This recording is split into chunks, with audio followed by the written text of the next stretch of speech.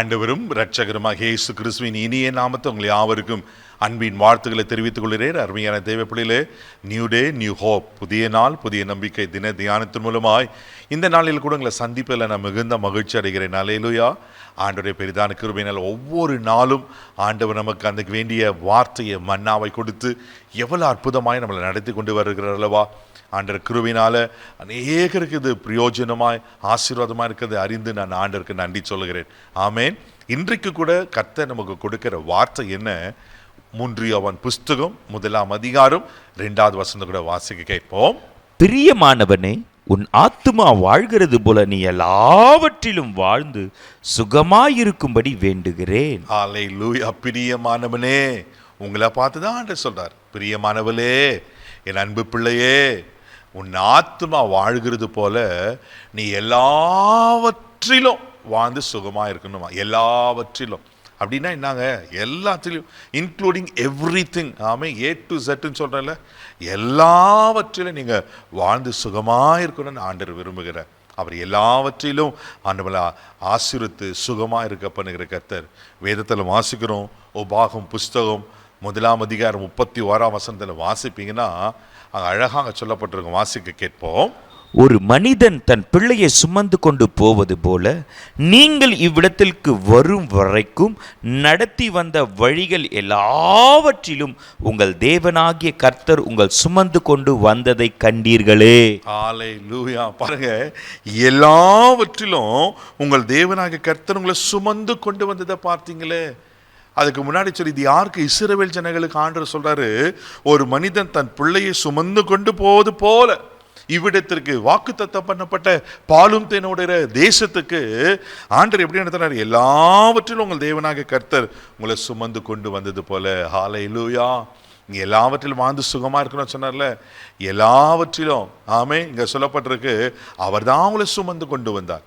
உங்கள் பாடுகளில், உங்கள் வேதனைகளில், உங்கள் பலவீனங்களில், உங்களுடைய சோர்வான நேரங்களில், ஆமேன், உங்கள் வாழ்க்கையில் ஆமேன் நிறைவேற்றின அத்தனை காரியங்களிலும் அவர் தான் உங்களை தகப்பனை போல சுமந்து கொண்டு வந்தார் அல்லவா. அன்னைக்கு இஸ்ரவேல் ஜனங்களை அப்படிதான் ஆண்டவர் சுமந்து கொண்டு வந்தார். தேவ பிள்ளைகளை, எவ்வளோ உங்களுக்கு கஷ்டங்கள் வந்தது, எவ்வளோ பாடுகள் வந்தது. ஆனால் அந்த ஜனங்களும் ஆண்டவரை எவ்வளோ முறுமுறுத்தாங்க, பல காரியங்கள் செய்தோம்.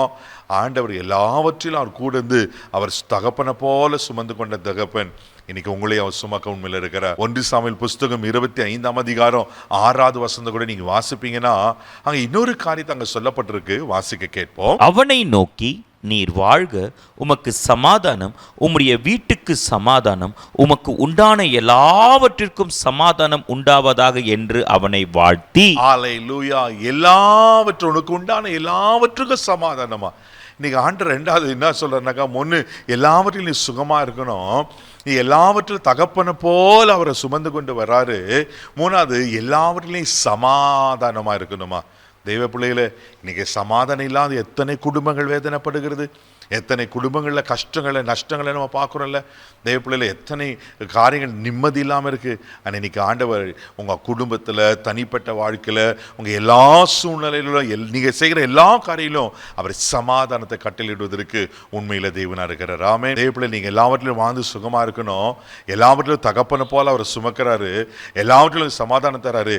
அதே நேரத்தில் நீங்கள் எல்லாவற்றிலும் பாவம் இல்லாமல் பரிசுத்தமாக உங்கள் ஆவி ஆத்மா சரீரத்தை காத்துக்கொள்ள வேண்டும் என்று கர்த்தர் விரும்புகிறார். அல்லேலூயா.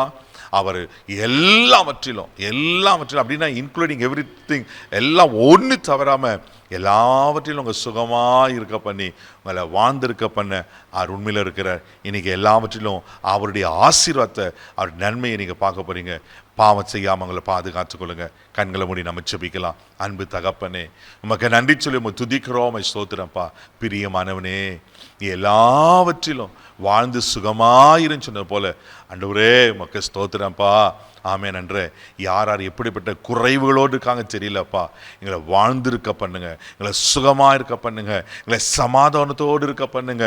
ஆண்டவரே, ஒரு தகப்பன் சுமக்குது போல சுமக்கிற கர்த்தர் இவர்களையும் சுமந்து ஆண்டவரே, ஆமேன். நன்றி. அன்னைக்கு இஸ்ரவேல் ஜனங்களுக்கு வாக்குத்தத்தம் பண்ணப்பட்ட தேசத்தை கொடுத்தது போல இவர்களை வாக்குத்தத்தங்கள் நிறைவேறும்படியா நான் ஜெபம் பண்றப்பா.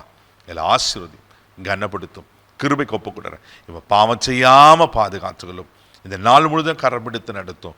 கிருபை கோப்புக்கிற இயேசுவின் மூலம் ஜெபம் பிதாவே, ஆமென். எல்லாவற்றிலும் உங்களை நடத்துவார். தைரியமா போங்க. God plus.